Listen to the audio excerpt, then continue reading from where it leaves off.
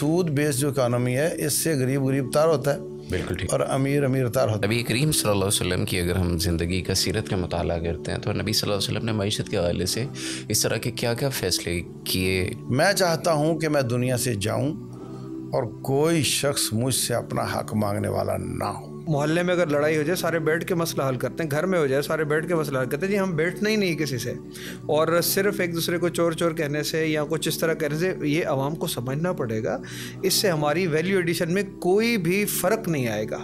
مصنوعی مہنگائی ہے یا ذخیرہ اندوزی ہے، مہنگا لیا ہے تو سستا بیچنے کو تیار نہیں، یہ کیا معاملہ ہے؟ جس شخص کو بھی اللہ تعالیٰ رعایا کا ذمہ دار بناتا ہے وہ اپنی عوام کی خیانت کرتا ہے، الا حرم اللہ علیہ الجنہ، اللہ اس پہ جنت کو حرام کر دیتا ہے۔ بسم اللہ والصلاۃ والسلام علی رسول اللہ، ما بعد، فاعوذ باللہ السمیع العلیم من الشیطان الرجیم، وما من دابۃ فی الارض الا علی اللہ رزقها ویعلم مستقرها ومستودعها کل فی کتاب مبین۔ رزق ہر بندے کی اسے یہ لگتا ہے کہ اس سے بڑی پرابلم اس کے لیے نہیں ہے، جبکہ اللہ تبارک و تعالیٰ اس کے بارے میں کہتے ہیں یہ میں نے اپنے ذمے لے رکھا ہے۔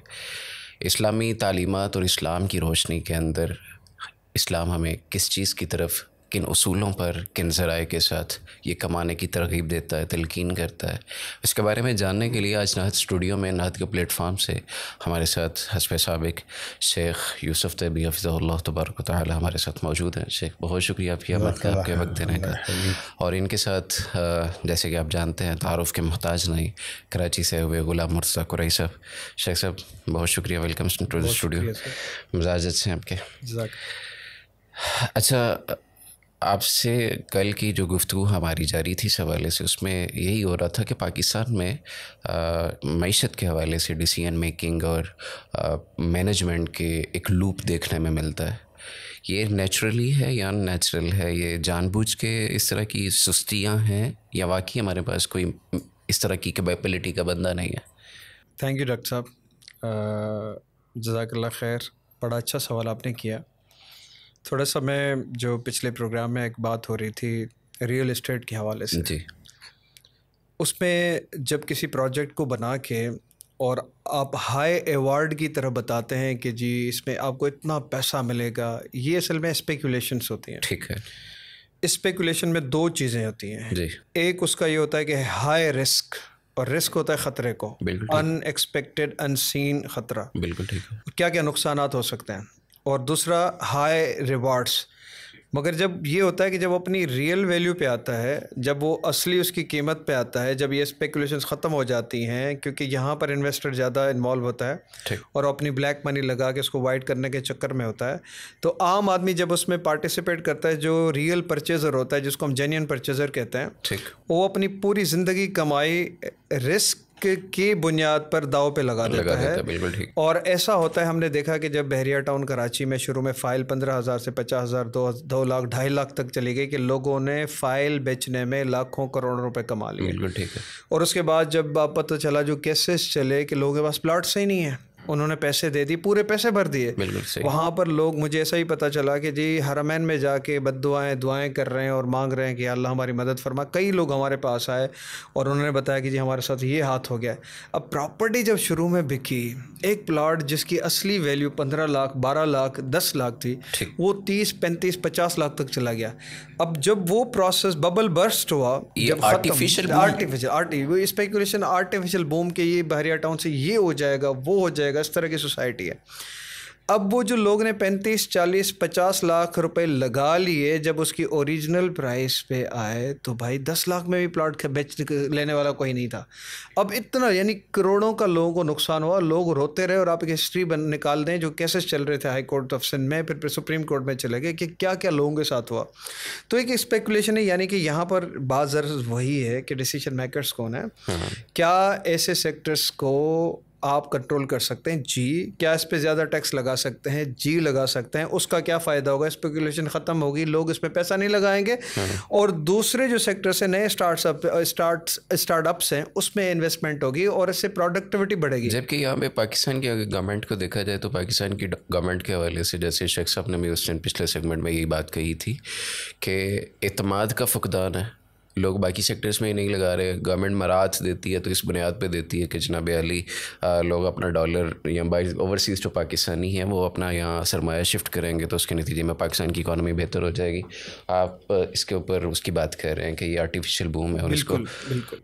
تو دوسری بات یہ کہ جب آپ نے یہ سوال کیا کہ جی یہ کیا ہمارا مسئلہ کیپیسٹی کا ہے, ہم کرنا نہیں چاہ رہے, بالکل آپ کے پاس کوئی پروڈکٹیوٹی نہیں ہے, آپ کے پاس کوئی اکنامک کی پالیسیاں ہیں نہیں, آپ ڈالرز باہر سے لے کے اپنا ملک چلا رہے ہوتے ہیں, آپ کوئی sustained long term sustainable proper policies بنانے کے قابل نہیں ہیں, آپ ایک دوسرے کو چور چور کہہ رہے ہیں, پولیٹیکل انسٹیبلٹی, آپ کہہ رہے ہیں میں کسی کو ہٹ نہیں کر رہا, مگر ایک ہماری عوام الناس کو پتہ ہونا چاہیے جی حقیقی آزادی.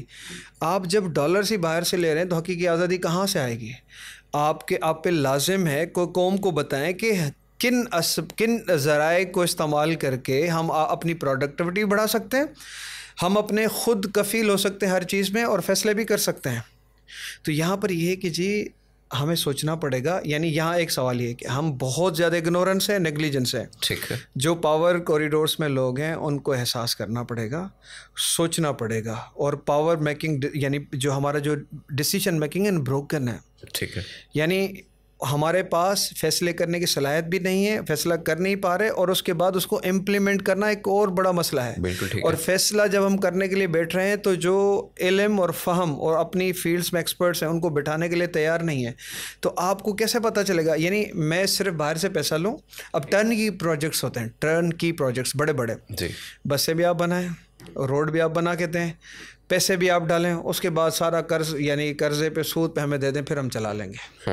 یعنی ہم کیوں کیپیسٹی اپنی ڈیولپ نہیں کر رہے کہ روڈ بھی میں بناؤں, اس کے بعد بسیں بھی میں لاؤں, اس کے بعد اس پروجیکٹ سے میں قوم کو یعنی کہ فائدہ پہنچاؤں, یا اور کون سے پروجیکٹس, کون سی پروڈکٹس, کون سی انڈسٹری چلائی جا سکتی ہیں جس سے ہمارے ملک کی ویلیو ایڈیشن ہوگی اور اس کی بنیاد پر ترقی ہوگی. بالکل ٹھیک ہے. اچھا مجھے یہاں پہ پھر ایک سوال آپ سے یہی ذہن میں آ رہا ہے کرنے کے لیے کہ جب جیسے سی پیک پروجیکٹ ہے, یہ اس طرح کی جو چیزیں, روڈ کنسٹرکشن ہے, یہ میٹرو لاہور میں بنی, ملتان میں اور پشاور, BRT وغیرہ, اس طرح کی جو پروجیکٹس منظور ہوئے یا آئے, اس میں جو بنانے والے تھے یا انویسٹمنٹ کرنے والے تھے وہ سارے فارنرز تھے, اور اس کے بعد یا جیسے موٹر وے بنا, اس کا ملک کو کب فائدہ ہوتا ہے, یہ کتنی دیر بعد فائدہ ہوتا ہے, اور اس کا ڈائریکٹ کوئی بینیفٹ ہے کنٹری کے لیے, معیشت کے لیے, یا یہ فائدہ وہ لوگ سمیٹتے ہیں, یا جیسے ہم پرائیویٹائز کرتے ہیں چیزوں کو, آؤٹ سورس کرتے ہیں, تو یہ کیا ہے؟ اصل میں دیکھیں, آپ نے اپنی چیز بنائی, اپنے پیسوں سے بنائی. ٹھیک ہے, آپ کے پاس پیسے ہیں, آپ نے کما کے پیسے, اور اس جو آپ کی بچت ہے, دیکھ گورنمنٹ کا جب پیسہ بنتا ہے نا, گورنمنٹ جب خوشحال ہوتی ہے وہ کیا کرتی ہے, وہ انویسٹ کرتی ہے. ٹھیک ہے, اس انویسٹمنٹ سے اور ملک کو فائدہ ہوتا ہے. ہماری جو مثال کے طور پر کیا ہوتی ہے کہ ہم بچت کرتے ہیں تو بینک میں بھی آ جاتی ہے, یا ہم گھر لے لیتے ہیں, کچھ اور لے لیتے ہیں. گورنمنٹ اس کو انویسٹ کرتی ہے لوگوں کی بہتری کے لیے, اور اس سے اور کماتی ہے. اب یہ دیکھیں, آپ خود اس کا سوال کا اندازہ کریں, جو جواب ہے جی, کسی اور کا پیسہ اس کی شرطوں پہ, جی, سود کے ساتھ, پروجیکٹ بھی تو وہ دے گا, اور وہ برڈن ہم پہ آئے گا نا, کیوں میری انکم ہے نہیں, میں نے اس کو یوز کر کے اس کا جو پرنسپل اماؤنٹ ہے وہ بھی پے کرنا ہے, اور اس پہ سود بھی پے کرنا ہے. بالکل ٹھیک. تو میں تو اور میرے یعنی کہ میری معاشی حالات خراب ہوں گے, کیونکہ میرے پاس آلٹرنیٹیو سورسز نہیں ہیں کمائی کے اور ویلتھ کریشن کے. یہی چیز ہے کہ پاکستانی وہ ایک فیک نعرے کے پیچھے لگا کے شیخ صاحب, اور اس طرح سے وہ پھر ایسی چکی میں پھنسا دیا جاتا ہے کہ پھر یہ کہا جاتا ہے کہ ہر پاکستانی اتنے کا مقروض ہے اور یہ اتنے سال قرضہ دینا پڑے گا. اور یہ ایسا ہے نا, میں سمجھتا ہوں جو انہوں نے ایک بانٹ کیا نا دونوں چیزوں کی, جی, کہ ایک وہ کام ہے جس میں پروڈکٹیوٹی ہے, ایک میں جس میں نہیں ہے. جی, تو جو ہمارا دشمن ہے قرض دے رہا ہے آپ کو, جی, اس کی بھی یہی کوشش ہے, اور جو ان کے پیرول پر ہیں, جی, جو انٹرنیشنل اسٹیبلشمنٹ کے اعلی کار ڈوری ہلانے سے ہلتے ہیں, جی, ان کی بھی یہی ترجیح ہوگی کہ ملک میں ایسے پروجیکٹ لانچ کیے جائیں جس سے ووٹ ملے اور میری دوبارہ حکومت آئے. بالکل ٹھیک. اور اس میں پروڈکٹیوٹی نہ ہو, عوام کو کوئی ڈائریکٹ فائدہ نہیں ہونا چاہیے. اب دیکھیں نا, آپ نے روڈ بنا دیا بہت اچھا, ان سے قرضہ لے کر, اور ان کی قرضے کی شرط ہوتی ہے کہ اتنا % تو ہم صرف مشینری دیں گے آپ کو. ٹھیک ہے. اور قرضہ آپ کے سر پہ رہے گا، اتنے % ہم آپ کو یہ چیزیں دیں گے اور اتنا % جو ہے وہ لیکوڈیٹی کی شکل میں دے دیں گے. اچھا وہ آپ نے بنا لیا. اس کے بعد پھر ان کے جو نمائندے اور کارندے ہیں بینک، وہ یہاں پہ پروجیکٹ لانچ کریں گے. جی گاڑی جو تھی 35 والی 40 میں لے لو، جی سمجھے. اچھا انہوں نے روڈ بنوایا ان سے، ہاں انہوں نے اپنی گاڑی بیچ کر اس پر چلا دی. بالکل ٹھیک ہے. انہوں نے ایلیٹ کلاس کی کو پروجیکٹ کر دیا. اب یہ روڈ جب ایک غریب کے کھیت سے گزرتا ہے اور وہ دیکھتا ہے گاڑی جاتی کو، ہاں اور اس کے گھر میں موٹر سائیکل بھی نہ ہو، موٹر سائیکل بھی نہیں، کھانا بھی نہیں، جی تو یہی تو میں کہہ رہا ہوں کہ سود بیس جو اکانومی ہے اس سے غریب تار ہوتا ہے بالکل ٹھیک، اور امیر تار ہوتا ہے. ان کی کوشش ہے کہ ایسے کام ہی یہ کرتے بالکل رہیں ٹھیک ہے. اور ہمارے نیچے لگے رہیں، اور وہ کام جس سے غریب کو نوکری ملے اس پر تو مزید ٹیکس لگاؤ تاکہ اس کی پروڈکٹ اتنی مہنگی ہو جائے کہ وہ کہیں جا نہ سکے، وہ بند کر کے بیٹھ جائے، اور بیٹھ رہے ہیں دیکھ لو. ایسے ہی ہے. اچھا شیخ صاحب، نبی کریم صلی اللہ علیہ وسلم کی اگر ہم زندگی کا سیرت کا مطالعہ کرتے ہیں تو نبی صلی اللہ علیہ وسلم نے معیشت کے حوالے سے اس طرح کے کیا کیا فیصلے کیے، کروائے کہ یا بتائے، لوگوں کو گائیڈ کیا؟ پہلی بات یہ کہ بہت بڑا سوال ہے، یعنی نبی صلی اللہ علیہ وسلم کے فیصلے آپ کی پوری زندگی کے بہت لمبا سوال ہے. بالکل صحیح. سارا تو نہیں ہو سکتا، کچھ باتیں ہو سکتی. وہی جو ہمارے روٹین میں اسلام کا مزاج یہ ہے کہ جو چیز اسلام سے پہلے سے چلتی آ رہی ہے نا، اگر اس میں سال چل کر کوئی قباحت نہیں آئی، کوئی منفی پہلو نہیں آیا، ٹھیک ہے، تو اسلام اس کو چلنے دیتا ہے. صحیح، ٹھیک ہے. اس کی ایک ایگزامپل میں معیشت کے علاوہ دیتا ہوں. رسول اللہ صلی اللہ علیہ وسلم سے پوچھا گیا کہ ایک عورت ہے، امید سے ہے، اور اس کے پاس شوہر جا سکتا ہے نہیں. ٹھیک ہے. آپ نے فرمایا میں نے رومیوں کو دیکھا ہے، وہ ایسا کرتے ہیں اور ان کو کوئی نقصان نہیں ہوتا. صحیح ہے. تو جب اس کا نقصان کوئی نہیں تو میں کیوں پابندیاں لگاؤں بھائی؟ ٹھیک ہے، اس لیے میں پابندی نہیں لگا رہا. بالکل صحیح. اچھا آپ سے پوچھا گیا جی بہت ریٹ بڑھ گئے ہیں، آپ نا کوئی ریٹ لسٹ لگوا دیں. ٹھیک ہے.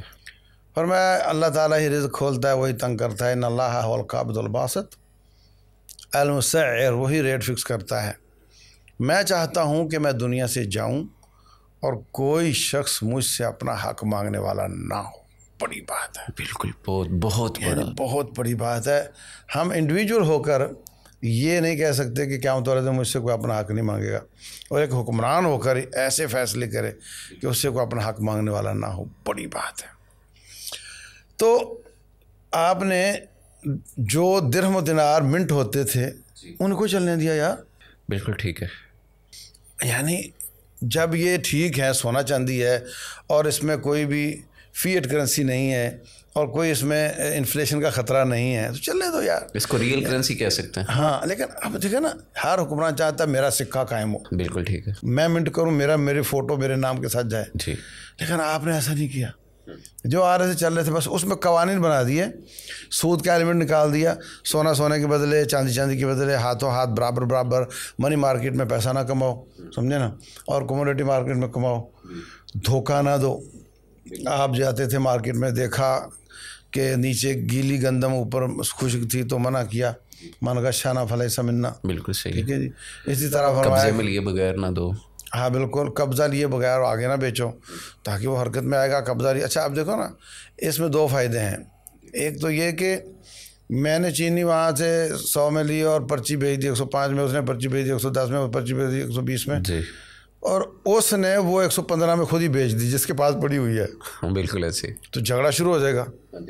تو اللہ تعالیٰ کے رسول صلی اللہ علیہ وسلم نے جھگڑا بھی ختم کر دیا اور غریب کا رزق بھی نکل آیا اس میں سے. بالکل صحیح.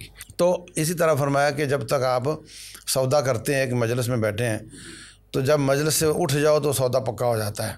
اب آپ کہو جی میں واپس کرنا چاہتا ہوں تو اس کی مرضی پر. بے کے اصول، تجارت کے اصول بتائے، اصول بیان کر دیے. دھوکہ، ملاوٹ، کسی کا حق مارنا، یہ جو ممنوع چیزیں تھیں ان کو منع کیا. باقی آپ نے تجارت کو جیسے چلتی تھی ویسے چلنے دیا ہے. بالکل ٹھیک ہے. ویسے تجارت میں برکت کے حصول، مطلب برکت کا بھی ہے، جاب سے زیادہ برکت تجارت میں ہے، اس طرح کی کوئی ملتی ہیں یا کچھ چیزیں؟ یا اصل میں جو تجارت ہے نا، یہ یعنی کام ایسا ہونا چاہیے جو گلے میں نہ آئے. ٹھیک ہے. اور جس میں پہلے بھی عرض کیا تھا کہ مقصد حیات تو اللہ کی عبادت ہے. بے شک ایسے ہی. تو جو کام آپ کے گلے میں آ جائے اور ہر وقت آپ کو اسی کی فکر ہو اور واش روم میں بھی فون آ رہے ہوں آپ کو, جی, تو وہ اچھا نہیں. جیسے کہ اللہ رسول صلی اللہ علیہ وسلم نے وہ بیلوں کی دمیں پکڑنے کے حوالے سے بیان فرمایا کہ میری امت, وہ تو جہاد کے مقابلے میں ہے نا. ویسے تو بیلوں کی دمیں تو پکڑنی پڑیں گی ورنہ تو کیسے ہوگی زراعت. بالکل صحیح. اچھا, تو آپ نے ایسا کیا ہے کہ مطلب جو انصاری تھے نا وہ تھے سارے یہ زراعت والے تھے, ان کی زمینیں تھیں. بالکل ٹھیک ہے. اور مہاجر جو تھے وہ زیارت تجارت پیشہ تھے.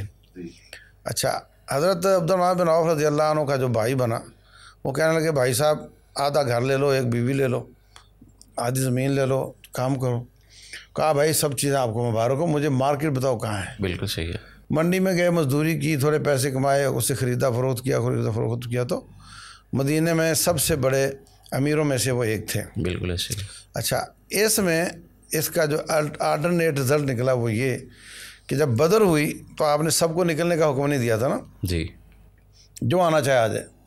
تو مہاجر تقریباً سارے تھے, ہاں جی, اور انصاری سارے نہیں تھے, کیونکہ وہ ایسے کام میں تھے جو الجھانے والا کام ہے, اور یہ تجارتی کی نہیں تو کوئی پوچھنے والا نہیں. تو اس حساب سے یہ اچھا کام ہے اس کی نسبت. بالکل صحیح ہے. اچھا, جب ہم پاکستان کی اکانومی کو دیکھتے ہیں, ڈسکس کرتے ہیں, اور پھر اس کے لیے ہمیں ظاہر ڈالر پہ بھروسہ کرنا پڑتا ہے, امپورٹ ہو ایکسپورٹ ہو اس طرح کی چیزوں, تو یہ ڈالر پرائس جو ہے یہ فلیکچویٹ کرتی ہے, اور اس کے جو پھر اثرات ہیں یہ فلیکچویٹ کیوں کرتا ہے, معیار کیا ہے اس کا؟ جی سر, تھینک یو ویری مچ. اصل میں سر سب سے پہلی بات ہم تھوڑے سے اور فیکٹرز بھی دیکھیں گے, پھر آگے بڑھتے ہیں. ہم 1 روپیہ کماتے ہیں, 2.25 روپے خرچ کرتے ہیں. اس کے علاوہ ہمیں جو اپنی حکومت چلانے کے لیے, ملک کی معاملات چلانے کے لیے قرضہ لے کے پیسے یعنی قرضہ لے کے ملک چلانا پڑتا ہے. جی, اور ہم باہر سے اتنی ایکسپورٹ یعنی باہر کی طرف نہیں کرتے جسے ہم ڈالر سے زیادہ ملیں. ایک تو یہ فیکٹر ہے. دوسری بات یہ ہے کہ اس میں 6 پوائنٹس اہم ہیں. سب سے پہلا پوائنٹ یہ ہے کہ یہاں پر جو ہماری ٹریڈ امبیلنس ہے, جی, ٹریڈ کا بیلنس نہیں ہے, اور امبیلنس ٹریڈ کی وجہ سے جو یعنی جس کا جو دل کر رہا ہے وہ کر رہا ہے, یعنی ہم زیادہ باہر ایکسپورٹ نہیں کر رہے, باہر سے زیادہ امپورٹ کر رہے ہیں. ٹھیک, بیلنس نہیں ہو پا رہا. ہمارے 4 سے 5 سیکٹر ہے جو یہاں سے چیزیں ایکسپورٹ کرتے ہیں, جس میں ہمارا IT ہے, ہماری جو ٹیکسٹائلس ہیں, اس طرح کی 4-5 چیزیں. ٹھیک ہو گیا. امبیلنس ہو گیا. پولیٹیکل انسٹیبلٹی, یہاں پر بڑا کوشچن ہے کہ دیکھیے یعنی ہمیں اسٹیبلائزیشن کی طرف جانا چاہیے, بیٹھ کے ڈائلاگ کرنا چاہیے. جو ظاہر ایک آپ کیپٹلسٹ اکانومی میں بیٹھے ہوئے ہیں, ظاہر شیخ صاحب تو ہمیں سلوشن بتا رہے ہیں, مگر جو ریئلٹی ہے اس کو تو ہم اگنور نہیں کر سکتے. تو یہاں ہم اپنے محلے میں اگر لڑائی ہو جائے سارے بیٹھ کے مسئلہ حل کرتے ہیں, گھر میں ہو جائے سارے بیٹھ کے مسئلہ حل کرتے ہیں. جی, ہم بیٹھنا ہی نہیں کسی سے, اور صرف ایک دوسرے کو چور کہنے سے یا کچھ اس طرح کہنے سے یہ عوام کو سمجھنا پڑے گا, اس سے ہماری ویلیو ایڈیشن میں کوئی بھی فرق نہیں آئے گا. تو یہ ایک دوسرا سبب ہے. تیسرا یہ ہے کہ یہاں پر انفلیشن ہے. انفلیشن کیوں ہوتی ہے کہ آپ منی پرنٹ بہت زیادہ کر لیتے ہیں, لوگوں کے پاس قوت خرید آ جاتی ہے, اور جو چیزیں جو مارکیٹ میں ہیں اس کی جو ڈیمانڈ اور سپلائی میں بیلنس نہیں رہتا, تو وہ ون آف دی ریزنس ہے. اس کے بعد آپ کا انٹرسٹ ریٹ ہے, اب دیکھیں 21% ہمارا پالیسی ریٹ ہو گیا ہے. بالکل صحیح. جتنا انٹرسٹ ریٹ کم ہوتا ہے وہ فائدہ ہوتا ہے اس اکانومی کو, یہاں اور بڑھ جائے گا, اور یہ 2024 تک 24% یا 25% تک نہ چلا جائے.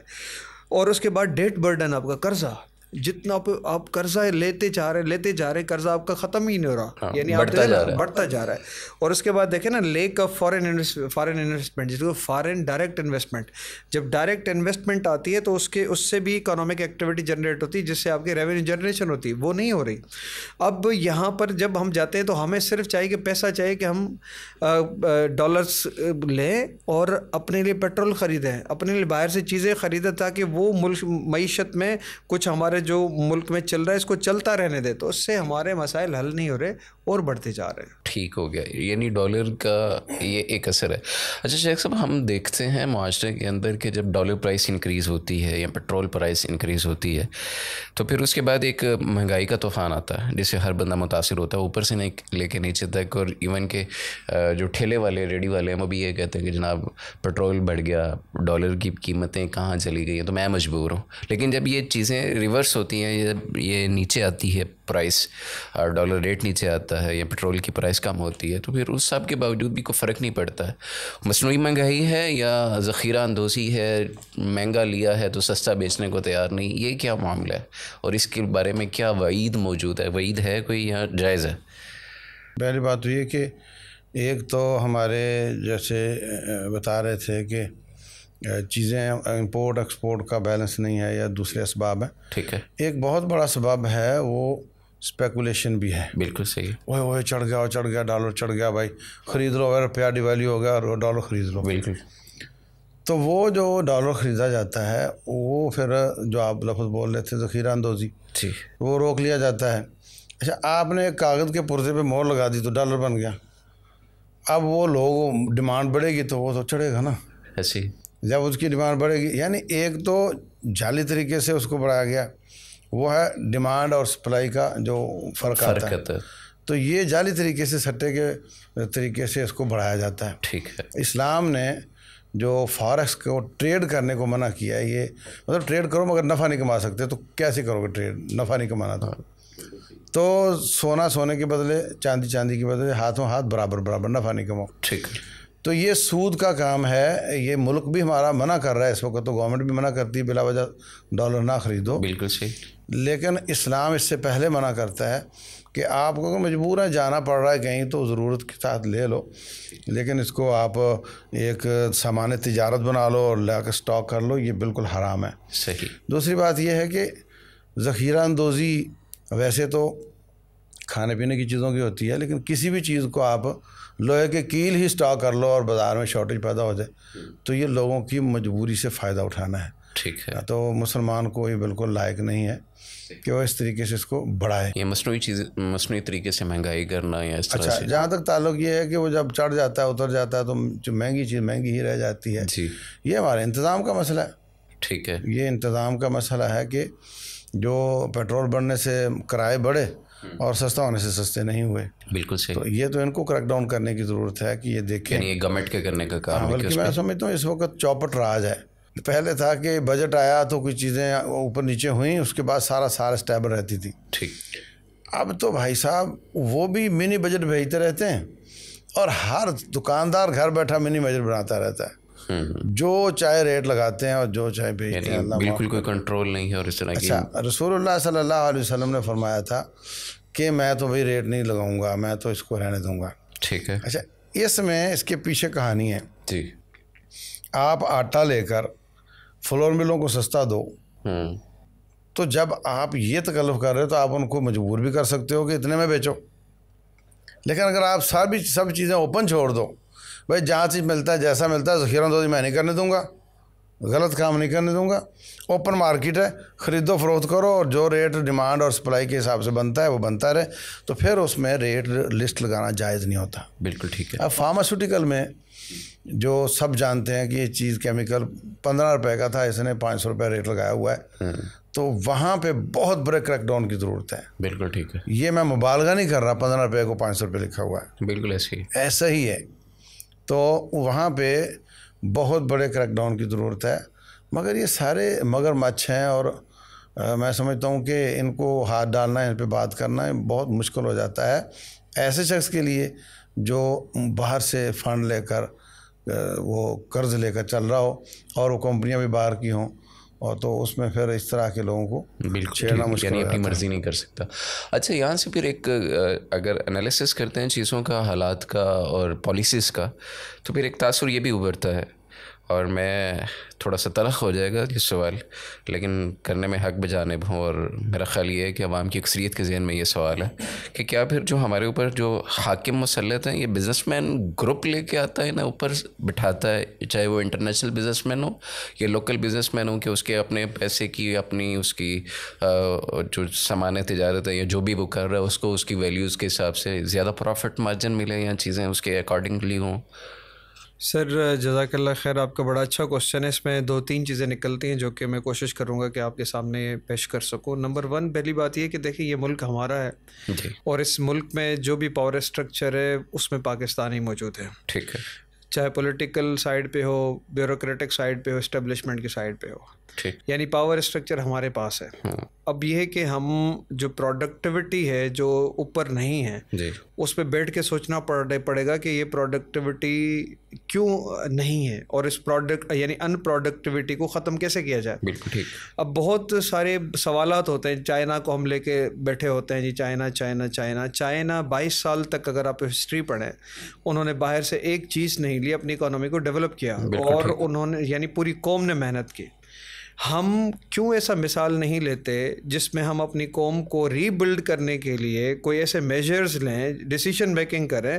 اب یہاں ایک اور چیز آتی ہے کہ جی آپ اکانومی کیسے بہتر کریں گے؟ جی ریمیٹنس کے ذریعے. بھائی ریمیٹنس یہاں سے بندہ جا رہا ہے, آپ کا اسکلڈ بندہ جو پڑھا لکھا بندہ باہر جا کے آپ کو دنیا میں آپ اگر پڑھیں گے نا جو امیگریشن ہے تو 100% میں سے 1% جو ٹاپ اسکلڈ کلاس ہوتی ہے وہ دنیا یہاں سے یعنی کہ ڈیولپڈ کنٹری سے ڈیولپنگ کنٹری سے ڈیولپڈ کنٹریز میں جاتی ہے. یعنی وہ اس لیے منگواتے ہیں کہ ان لوگوں کو ان کو ضرورت ہے.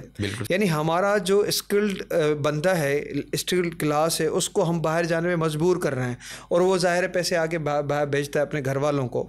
تو وہ اب دیکھیں ہمارا کیا ہے, $1 ہم ایکسپورٹ کرتے ہیں جو کماتے ہیں $1 اور $1 ہی ہمیں باہر سے ریمیٹنس میں آتا ہے جو کہ وہ بھی ہمارے یعنی کہ اپنے لوگوں کی محنت ہے جو خرچے کے لیے بھیجتے ہیں. جی انڈیا میں کیا ہے, انڈیا میں $1 اگر ایکسپورٹ کا ہے تو صرف 22 سینٹ باہر سے آتے ہیں یعنی 22 پیسے. ٹھیک ہے. بنگلہ دیش میں کیا ہے, $1 اگر وہ ایکسپورٹ سے کماتے ہیں تو 57 سینٹ یعنی کتنا فرق ہے. پاکستانی بندہ پاکستان سے باہر جاتا ہے اندر یعنی واپس آنے کے لیے تیار نہیں ہے, انڈیا میں واپس لوگ آتے ہیں, دوسرے ملکوں سے باہر آتے ہیں. تو ہمیں پاور اسٹرکچر میں جو بھی لوگ بیٹھے ہیں, اس میں ایک اور سوال بھی ایڈریس کیا جائے گا انشاءاللہ کہ وہ سارے ہم ذمہ دار ہیں, ہماری ڈیسیشن میکنگ خراب ہے, ہماری ڈیسیشن بالکل پالیسیز نہیں اور ہم اس کو تبدیل کرنا ہی نہیں چاہتے تو دوسروں کو ہم بلیم نہیں کر سکتے. اب یہاں پر ایک اور سوال ہوتا ہے کہ جی IMF کی شرطیں اور کنڈیشنلٹیز, کیا کنڈیشنلٹیز ہیں؟ میں اس میں آؤں گا لیکن ابھی ایک اس سے پہلے ایک سوال ہم کر لیتے ہیں اور پھر وہ سوال یہ ہے کہ IMF کے پاس جانے سے بھی پہلے ہمارے کچھ مسائل ایسے ہیں جو ہمیں ہلنے نہیں دے رہے. پاور سیکٹر کے مسائل سمجھ لیں یا پاکستان کی اکانومی پہ یا اکانومی جن چیزوں پر بیس کرتی ہے ان میں مسائل ہیں, تو وہ ذرا پہلے ڈسکس کر لیے جائیں تو پھر ہم آگے. ڈاکٹر صاحب بہت آپ نے اچھا سوال کیا. پاکستان کی جو المسائل ہیں ان میں سے سب سے بڑا مسئلہ انرجی سیکٹر کا ہے, انرجی کا ہی مسئلہ ہے. اب مثال کے طور پر آپ چاہتے ہیں کہ جی آپ کی پروڈکشن ہو تو آپ کو مینوفیکچرنگ کے لیے آپ کو انرجی چاہیے. ٹھیک ہے. آپ اپنی بجلی بنا رہے ہیں, بجلی بنانے کے لیے جو IPPs ہیں فاسل فیولز لے کے اس سے بنا رہی ہیں. آپ کی جو گیس تھی جو ڈومیسٹک یوز کے لیے تھی اس کو بھی آپ نے بجلی بنانے کے لیے استعمال کر رہے ہیں. اس سے آپ نے CNG چلائی, آپ نے گاڑیوں میں وہ ڈالنا شروع کر فیول کے طور پر. مسئلہ یہ ہوا کہ جو ہمارے پاس اسٹوریج تھا انرجی کا, جو کیپیسٹی تھی, وہ ہم نے ضائع کرنے میں کوئی کسر نہیں چھوڑے. اب ہم اندھا دھند اب ہمیں جب بھی ظاہر $1 کس لیے چاہیے, بھائی پیٹرول خریدنا ہے, پیٹرول نہیں ہوگا تو نہ آپ کی انڈسٹری چلے گی نہ آپ کی بجلی آئے گی اور بہت سارے مسائل پیدا ہوں گے. ایگریکلچر سیکٹر اگر آپ اس میں انوویشن لانا چاہتے ہیں, اس میں سائنٹیفک جو طریقوں سے آپ جو ہے پروڈکٹیوٹی بڑھانا چاہتے ہیں تو وہاں بھی آپ کو انرجی کی ضرورت ہے. تو سب سے بڑا مسئلہ آپ کا انرجی ہے اور یہاں پر ڈیسیشن میکنگ میں آپ کو یہ ڈیسیشنس لینے پڑیں گے جی آلٹرنیٹ جو سورسز ہیں انرجی کے, جو کہ ونڈ انرجی ہے, اس کے علاوہ آپ کے سولر انرجی, اس کی طرف کیسے جائیں گے؟ جی بایو آپ کے پاس جو گیس ہے وہ اس طرف جانا چاہیے آپ کو. اور اس میں لوگ اب دیکھیں سارے لوگ بھاگ رہے ہیں آپ کے ریئل اسٹیٹ سیکٹر کی طرف. بالکل ٹھیک ہے. آپ لوگوں کو انسینٹیو دیں ایسے سیکٹرز کی طرف جہاں سے لوگ آپ کے جو یعنی آپ کی ضروریات پوری کرنے کے لیے پروڈکشن میں کفیل ہو جائے ملک کسی بھی انداز میں, ان کو انسینٹیوز ہے. یہاں پہ ریئل اسٹیٹ کو انسینٹیو دینے کی ضرورت کیا ہے؟ یعنی انسینٹیو فائدہ اس کو دیا جائے جس کے ذریعے سے آپ کی ملک کی اکانومی مضبوط ہو. تو ظاہر ہے جب آپ $1 خریدنے کے لیے ہر دفعہ بھاگتے ہیں, کسی اور کی طرف دیکھ رہے ہوتے ہیں, تو آپ پہ تو ڈیفینیٹلی برڈن بڑھتا ہی جائے گا نا. تو ہمیں یہ وقت ہے اس وقت کے مل بیٹھ کے اب یہ سب کو سوچنا چاہیے کہ چور کی رٹ کہاں ختم کرنی ہے یا حقیقی آزادی. بھائی حقیقی آزادی میری معاشی آزادی نہیں ہے, میرے فیصلے کرنے کی قوت میرے پاس نہیں ہے, میں آزاد ہی نہیں ہوں, میں اپنے مسائل میں خود کفیل ہی نہیں ہوں, مجھے دال بھی امپورٹ کرنی پڑ رہی ہے. تو ڈیفینیٹلی یہ ساری نعرے چھوڑ کے قوم کو تھوڑا سا ایک سائڈ پہ رکھ کے اسٹیبلٹی لانے کی بہت بڑی ضرورت ہے. اور اس میں ساری جو ایلیٹ ہے چاہے پولیٹیکل ہو کوئی بھی ہو, اس سب کو کردار ادا کرنے کی ضرورت ہے. بالکل صحیح ہے. اس میں 1-2 چیزیں ایڈ کروں گا. مطلب ہر بات سے سمجھانے کی باتیں تو وہی ہیں. جی کہ آپ کے 4 بچے ہیں تو ایک کماؤ پوت ہے اور ایک نکما بیٹھا رہتا ہے، جی، تو ہم دونوں پر ہی برابر ٹیکسز کا برڈن ڈالیں یا کماؤ پوت پہ اور زیادہ ڈالیں تو وہ تو بیچارہ دب جائے گا. بالکل ایسے ہی. تو جو پروڈکٹیوٹی والے شعبے ہیں ان کے ٹیکسز کم کیے جائیں، بالکل ٹھیک ہے، اور ان کو فیسیلیٹیٹ کیا جائے پاور کے ان طریقوں سے. اور جو جیسے بڑے بڑے یہ پراپرٹی والے ہیں یا جو بڑے بڑے حتیٰ کہ زمیندار بھی جو کماتے ہوتے کچھ نہیں، بڑے لاکھوں ہزاروں ایکڑ زمین جن کے پاس ہے، جی، ان پر ٹیکس کو بڑھایا جائے. اس کا ایک طریقہ یہ ہو سکتا ان کو بڑھایا جائے اور ان کو بڑھایا جائے، اور جو بیچارے کچھ نکالنا چاہ رہے ہیں ان کا کم کیا جائے تاکہ وہ کاسٹ ان کی ایسی ہو کہ وہ ان کا مال باہر جا سکے. اچھا، دوسری بات یہ ہے کہ یہ 2 جگہوں سے مار کھاتے ہیں، ایک تو ان ٹیکسز کی وجہ سے اور دوسرا یہ پاور کی وجہ سے. تو پاور میں 2 چیزوں کا ایڈیشن کرنا چاہوں گا.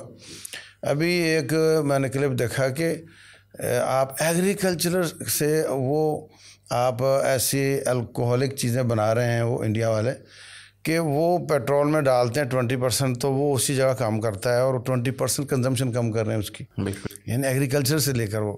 اسی طرح جب بایو گیس کی آپ نے بات کی ہے، تو اسی طرح ایک بیج ہے، ایک پودا ہے، وہ ڈیزل کا پودا کہلاتا ہے. وہ بھی میں نے دیکھا کہ ٹریکٹر کے اوپر ہی وہ ڈال رہے ہیں بیج کو اور وہیں سے پروسیس کر کے وہیں سے اس کو کنزیوم بھی کر رہا ہے جناب. بالکل ٹھیک ہے. تو یہ سب چیزیں دنیا میں موجود ہیں، کوئی نئی تو نہیں ہیں. ہمارے پاس جو 27 ارب روپے کا بجٹ یہ کالج یونیورسٹیوں کے لیے ہے، تو وہاں R&D کیوں نہیں ہوتی اور وہ اس طرح کے سلوشن کیوں نہیں لے کر آتے؟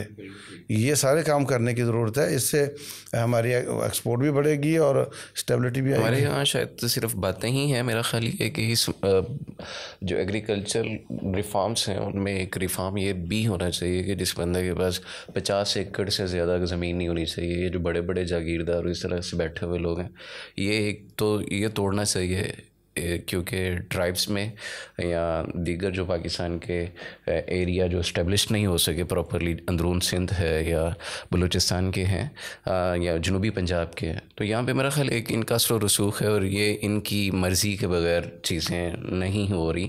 تو شاید ایک یہ ریفارم کرنے سے بہت بہتری آ سکتی ہے. اچھا، ہم IMF ورلڈ بینک وغیرہ کے پاس جاتے ہیں یا ایشین بینک کے پاس جاتے ہیں اور اس پہ سود سے قرض لیتے ہیں اور اس کے عوض وہ ہم پہ اپنی شرائط مسلط کرتے ہیں. کیا ان لوگوں، ان بینکوں یا ان اداروں کے پاس یہ اتھارٹی سے ہیں یا یہ صرف فنڈ دینے کے صرف اتنا ہی ان کا اختیار ہے یا یہ اپنی شرائط لاگو کر سکتے ہیں؟ ڈاکٹر صاحب بہت آپ کا اچھا سوال ہے. بہت ساری اس پہ جو ہے وہ کنسپیریسی تھیوریز بھی چل رہی ہوتی ہیں. اصل میں IMF کو جو بنایا گیا اس کی ڈیزائن یا اس کا جو مشن اسٹیٹمنٹ ہے کیا، ٹھیک ہے، اس کو بنایا اسی لیے گیا تھا کہ جہاں پر جو اس کا ممبر ملک ہے وہاں لیکوڈیٹی شارٹیج ہے. لیکوڈیٹی شارٹیج کہتے ہیں آپ کے پاس پیسے کی کمی ہے، کیش نہیں ہے آپ کے پاس، اور کیش کی کمی ہے، یعنی اس میں ڈالر کی کمی ہے، کیونکہ آپ کی جو انٹرنیشنل ٹریڈ ہے وہ ساری ڈالر سے نتھی ہے. بالکل ٹھیک. آپ ڈالر کے بغیر کوئی چیز خرید پرچیز نہیں کر سکتے، چاہے آئل پیٹرول ہو کچھ بھی ہو. تو اس میں اس کا مینڈیٹ ہی یہی ہے کہ آپ کو لیکوڈیٹی شارٹیج کے لیے فنڈز فراہم کرے. اب وہ پتہ ہے آپ کو کیا کہتے ہیں، آپ بار بار ہمارے سے قرضہ لینے آ رہے ہیں، آپ جی اپنی جو یا تو پیٹرول پرائس بڑھا دیں یا آپ کی جو ہے وہ بجلی کی پرائس بڑھا دیں. ایسے ہی وہ ادارہ اس حوالے سے ڈیزائن ہی نہیں ہوا کہ وہ آپ کو یہ طریقہ بتائے کہ بجلی کی پروڈکشن کیسے بہتر کی جا سکتی ہے، سستی بجلی کیسے پیدا کی جا سکتی ہے، پیٹرول کے حوالے سے جو مسائل آپ ان کو کیسے حل کر سکتے ہیں. انٹرنل ایشوز میں انٹرفیئرنس نہیں کر سکتے. وہ کہتے ہیں کہ جو ہم آپ کو قرضہ دے رہے ہیں یہ آپ جب واپس کریں گے تو واپس کیسے کریں گے. یعنی آپ مثال کے طور پر کسی کے پاس چلے جائیں اور آپ کی کیپیبلٹی پے کرنے کی ہے کہ آپ 5 لاکھ پے کر سکتے ہیں قرضے کے مد میں، مگر آپ کسی کے پاس 50 لاکھ لینے جائیں تو اگلا پوچھے گا جی آپ 50 لاکھ جو مجھ سے لے رہے ہیں یہ آپ واپس کیسے کریں گے. تو یہ ان کے پاس پاورز ہے ہی نہیں. یعنی سب سے بڑی بات یہ کہ مسائل ہم سے شروع ہوتے ہیں، ہم مسائل خود اپنے کریٹ کیے ہوئے ہیں اور ہم مسائل کو حل کرنے کی طرف پیش قدمی کر ہی نہیں رہے. بالکل ٹھیک ہے. اور کوئی ڈیسیشن میکنگ پروسیس میں کہ ہم ان لوگوں کو بھی بٹھانے کے لیے تیار نہیں ہیں جو یہ چیزیں جانتے ہیں. اب دیکھیں جو بھی ہمارے یہاں ایک ایشو ہوتا ہے نا، مثال کے طور پر مہنگائی ہو گئی، بجلی مہنگی ہو گئی، پیٹرول مہنگا ہو گیا. اب ان ایشوز کو بڑے ایشوز بنا کے اس پہ پالیٹکس کی جاتی ہے پوائنٹ اسکورنگ کے لیے استعمال کیا جاتا ہے.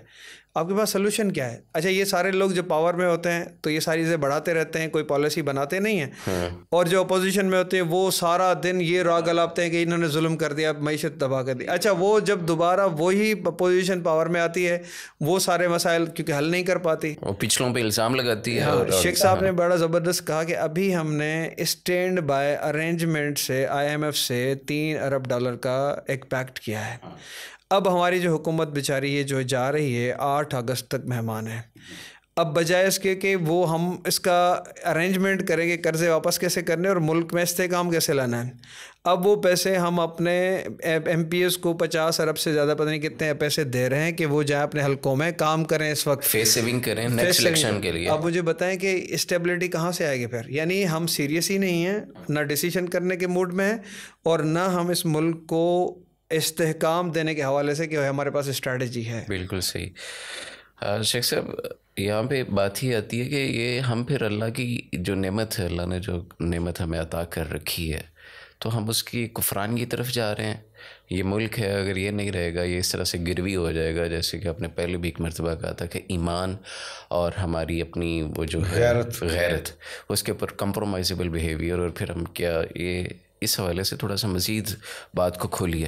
دیکھیں جی یہ صاف سی بات ہے, جو امانت ہے نا, امانت جی عوام یہ سمجھتی ہے کہ میں نے ان کو ₹1,00,000 دیا, میں نے واپس مانگا تو مجھے انہوں نے نہیں دیا تو یہ خیانت ہو گئی. جی امانت کا مفہوم بہت لمبا چوڑا ہے. رسول اللہ صلی اللہ علیہ وسلم فرماتے ہیں کہ اذا ضیعت الامانۃ فانتظر الساعہ, اللہ جب امانت ضائع ہونے لگ جائے تو قیامت کا انتظار کرو.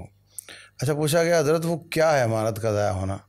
فرمایا اذا وکل الامر الی غیر اہلہ فانتظر الساعہ, جب معاملات نااہل لوگوں کی طرف کر دیے جائیں گے تو قیامت کا انتظار کرو. تو معاملات جو عوام کے ہیں ان کو مس ہینڈل کرنا یہ سب سے بڑی خیانت ہوتی ہے. بالکل ٹھیک ہے. تو رسول اللہ صلی اللہ علیہ وسلم نے جو حکمران کے پاس اختیارات ہیں اس کو سب سے بڑی امانت قرار دیا. عربوں میں جو گورنر ہاؤس ہوتا ہے اس کا نام ہوتا ہے الامانہ العامہ, عمومی امانت. بالکل ٹھیک ہے. تو ایک تو یہ حدیث سمجھنے کی ضرورت ہے.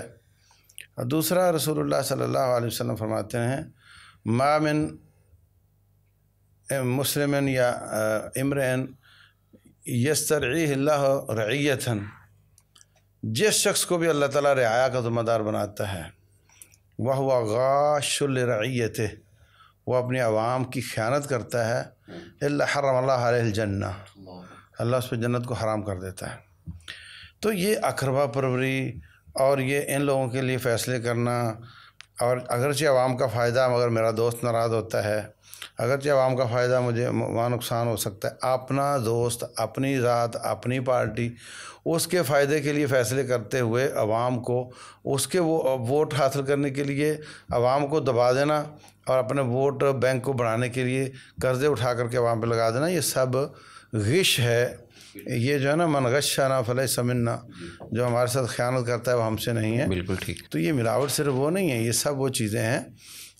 اس لیے میں اپنے آپ کو اور اپنے بھائیوں کو, سامعین کو, ناظرین کو کہتا ہوں کہ ہمیں تو حکم یہی ہے کہ آپ کے مال ضائع ہو یا آپ کے جان کو نقصان ہو, آپ اس کے باوجود طاعت کریں. ہم نے تو نبی صلی اللہ علیہ وسلم کی بات ماننی ہے اور یہ سب کچھ برداشت کرتے ہوئے نکل جانا ہے.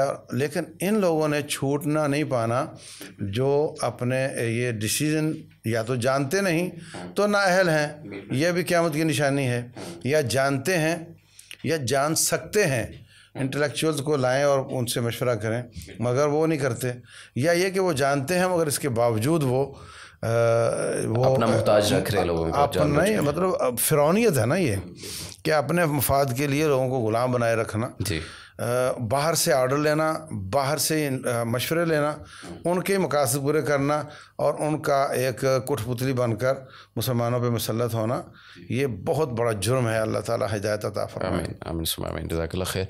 اچھا قرائش صاحب, یہ ویلیو ایڈیشن جو ہوتی ہے اس کے اثرات کیا ہے اور یہ ہے کیا چیز؟ عمومی طور پہ شاید عوام کو اس سے پراپر طریقے سے آگاہی بھی نہیں ہے, اور اس کی اہمیت کیا ہے؟ Thank you very much doctor صاحب. ڈاکٹر صاحب ایشو یہ ہے کہ ویلیو ایڈیشن یعنی کہ جو میں بزنس کر رہا ہوں, میں مینوفیکچرنگ کر رہا ہوں, میں ایگریکلچر میں موجود ہوں, میں سروسز دے رہا ہوں, ٹھیک ہے, میں جو پروڈکشن کروں اس اسٹینڈرڈ کی ہوں جو اگر میں کسی بھی انٹرنیشنل مارکیٹ میں وہ پروڈکٹ لے جاؤں اس کو ہاتھوں ہاتھ لے لیا جائے. اب دیکھیں چائنا جو ہے 70% پوری دنیا کا را مٹیریل امپورٹ کرتا ہے, ٹھیک ہے, اور بڑی بڑی جو امریکہ کی کمپنیز جیسے کہ آئی فون والے ہیں یا آپ کے جو سیمسنگ والے ہیں یا بڑے بڑے لیپ ٹاپس جو یا کمپیوٹر پروڈیوسرس ہیں, وہ سارے کے سارے چائنا سے پروڈکشن کرنا پسند فرماتے ہیں. کیوں؟ لیبر ان کو سستی پڑتی ہے, ان کے وہاں پر مینوفیکچرنگ جو فیسلٹیز دی جاتی ہیں اس پہ زیادہ جو ٹیکسز نہیں ہے, چھوٹ ہے, اور یعنی ہر چیز ان کم ہو جاتی ہے. اب اس کی وجہ سے ان کی جو پروڈکٹ ہے وہ کوالٹی پروڈکٹ ہے.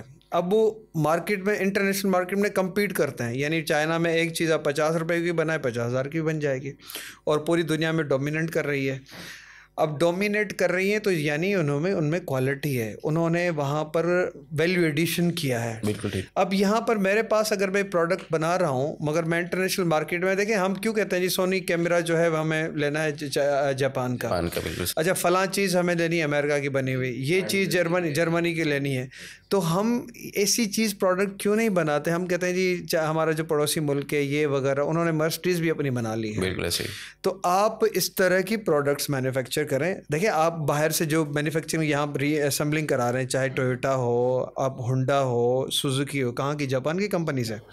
اب جب یہاں ساری پروڈکشن ہو رہی ہے اور سارا وہاں سے جو ہے اسمبل کرتے ہیں, یعنی سارے پرزے وہاں سے آتے ہیں, ڈالرس میں خریدتے ہیں, اور اس پہ پھر آپ کو کسٹمز ڈیوٹی بھی دینی پڑتی ہے. پھر کیا ہوگا؟ پھر اس کی پروڈکٹ قیمت کہیں سے کہیں چلی جائے گی. اگر آپ یہاں خود بنانا شروع کریں, آپ کی جو پروڈکٹ کوالٹی والی ہو, آپ لوگوں کو انسینٹیوز دیں, تو کیا ہوگا؟ آپ اپنی گاڑیاں خود بنا سکیں گے اور ایکسپورٹ بھی کر سکیں گے. اسی طرح واچز بنائیں, کچھ بھی بنائیں, تو ویلیو ایڈیشن یہ ہے کہ کوالٹی پروڈکٹس, کوالٹی سروسز جس کو ہم انٹرنیشنل مارکیٹ میں بیچ کر اس کے مقابلے میں ڈالرز خرید لے سکیں. بالکل ٹھیک ہے. تو اس سے ہمارے ملک کی اکانومی میں مضبوطی بھی آئے گی اور ہمارے یہاں خوشحالی بھی آئے گی. اور اس میں گورنمنٹ کا بڑا کام ہے کہ ایسے سیکٹرز کو انکریج بھی کیا جائے, اسٹارٹ اپس کو آپ انسینٹیوز دیں, ان پہ ٹیکسز کچھ چھوٹ دیں, اس کے علاوہ ان کے لیے یعنی راستے ہموار کریں کہ وہ کس طرح یہ فیسلٹیز بنا کے اور آگے بڑھ سکتے ہیں. بالکل صحیح ہے. یعنی ملک کے لیے خیر خواہی کا وہ جو جذبہ ہے اس کا فقدان ہے. شیخ صاحب یہاں پہ پھر اس ساری سچویشن کے ہوتے ہوئے یہ موجودہ جو سیٹ اپ ہے یا جو سسٹمیٹک چیزیں ہیں ہمارے یہاں پہ, کیا پاکستان کی غربت کم ہو سکتی ہے, کنٹرول ہو سکتی ہے, یہ کوئی نارمل کی طرف آ سکتی ہے؟ جو میں نے پہلے عرض کیا تھا کہ جو کماؤ پوت ہے اس پہ ہاتھ پھیرو بھائی, اس کو شاباش دو, اس کا بوجھ کم کرو. وہ بھاگے گا تو جتنی نوکریاں کریٹ ہوں گی جی اتنا ہی غریب اسٹیبل ہوگا. بالکل ٹھیک ہے. اور جسی قدر ہم اس کا گلا دبائیں گے, غریب گھر بیٹھے گا تو خودکشیاں کرے گا اور کیا کرے گا. بالکل صحیح. تو یہ سادہ سا طریقہ ہے. آپ کس کو کتنا پیسہ دے سکتے ہیں ڈائریکٹ؟ یہ تو ٹیکٹس ہیں صرف ووٹ لینے کے. آپ اس طرح کا تو نہیں کر سکتے نا. آپ نے مثلاً اگر کسی کے لیے آرام گاہیں بنائی ہیں تو اچھی بات ہے بھائی, لیکن اس کو اپنے گھر سونا ہے, وہ یہاں کیوں آئے گا؟ اس کو گھر میں رہنے دو, اس کو وہاں فیسیلیٹیٹ کرو, اس کی نوکری کا انتظام کرو, اللہ تعالیٰ فضل کر دے گا. بالکل صحیح. تو جو نیچرل سسٹم ہے نا اس کا, اکانومکس کا, وہ اس پر آیا جائے, زیادہ سے زیادہ آزادیاں دی جائیں. اور یہ لوگ کہتے ہیں جی ٹیکس کا جو ہے نا دائرہ وسیع کیا جائے. میں کہتا ہوں وسیع نہیں, چینج کیا جائے. جو کماتے نہیں ان پہ بڑھایا جائے, اور جو لگژریز ہیں ان پہ بڑھایا جائے, اور جو کماؤ پوت ہیں ان پہ کم کیا جائے, تاکہ ان کی کاسٹ اتنی آئے کہ فیکٹریاں زیادہ چلیں اور زیادہ غریبوں کو نوکریاں ملیں اور بحال ہوں. بالکل ٹھیک ہے. تو اس سسٹم میں ترقی کے مواقع تو آلموسٹ ہم لوگ ڈسکس کر ہی چکے ہیں کہ کیا کیا کس طرح سے ہونا چاہیے. لیکن ایک جو پرابلم ہوتی ہے عمومی طور پہ بجٹ میں یا ملکی مسائل میں, وہ یہ بھی ہوتی ہے کہ کرنٹ اکاؤنٹ خسارہ, سیکولر ڈیٹ اور یہ اس طرح کی کافی ساری چیزیں, اصلاحات سننے کو ملتی ہیں, بالخصوص جب بجٹ آتا ہے اور جب سنایا جاتا ہے, چیزیں رائز کی جاتی ہیں تب. تو یہ کیا چیز ہے اور اس سے کیسے جان چھڑائی جا سکتی ہے؟ Thank you very much doctor صاحب, آپ کا بڑا زبردست سوال ہے. جہاں تک سرکولر ڈیٹ کا مسئلہ ہے, اس کو سمجھنا ہمارے لیے سب کے لیے بہت ضروری ہے. جی دیکھیں, جب ہم بجلی پیدا کرتے ہیں تو بجلی پیدا کرنے کے لیے انڈیپینڈنٹ پاور پروڈیوسرس جس کو IPPs کہا جاتا ہے وہ اس کی ذمہ دار ہیں کیونکہ 60% بجلی وہی پیدا کرتے ہیں. بالکل ٹھیک ہے. اور IPPs کیا کرتی ہے کہ وہ جو فوسل یعنی جو آئل ہے یا فیول ہے وہ گورنمنٹ سے قرضے پہ لیتی ہے. بالکل ٹھیک ہے. اور ان کو ہم نے جو پے کرنا ہوتا ہے ڈالرس میں پے کرنا ہوتا ہے. اور وہ جو پروڈیوس کرتی ہے بجلی تو یہاں ڈسکوز کو دیا جاتا ہے جو کہ ڈسٹریبیوشن کمپنیز ہیں, چاہے لیسکو ہو اور جو بھی ہو. اب جب ہماری ٹرانسمیشن لائنس میں بڑا ایشو ہے. اب جب اس میں پاور انجیکٹ کرتے ہیں یعنی پاور اس میں ٹرانسمیشن میں آ جاتا ہے تو لائن لاسز بہت ہو جاتی ہیں. اب لائن لاسز کی وجہ سے کیا ہوتا ہے کہ جو ہماری 100% ایفیشنسی نہیں برقرار رہتی تو ظاہر ہے ہمیں اس پہ خسارہ اس کا سامنا کرنا پڑتا ہے. اب جو پاور پروڈیوسر سے انہوں نے تو کہا جی ہم نے 100% بجلی دی ہے, وہ تو 100% کے پیسے مانگتے ہیں اور ہمارے پاس جو ہے وہ 90 یا 85% یا 70% بجلی پہنچی آگے. اب جب وہاں پہنچی تو اب کیا ہے کہ جو ڈسکوز ہیں یا واپڈا ہے اب کہ ان کے جو ملازمین ہیں جی فلاں کو 200 300 3000 4000 یونٹ فری بجلی ہے. اور پھر کیا ہے کہ جو ہمارے جو میسز ہیں وہ بجلی چوری کرتے ہیں. اب وہ پیسہ جو ہے ریکور نہیں ہوتا. اب یہاں پر یہ بھی ہوتا ہے اب وہاں پر یہ کہ بجلی اگر کسی علاقے میں جا رہی ہے تو وہاں پر وہ ڈیٹینشن بلز پتہ نہیں کس قسمت میں پیسہ آ جاتا ہے. اب گورنمنٹ کی ریکوری وہاں سے مشکل ہو جاتی ہے, IPPs کی ریکوری ڈسکو سے مشکل ہو جاتی ہے اور یہ ڈیٹ بڑھتا ہی بیٹھتا رہتا ہے جو وشیس سرکل ہے, ختم ہی نہیں ہوتا اور عوام سے اس کی ریکوری پوری ہو نہیں پاتی.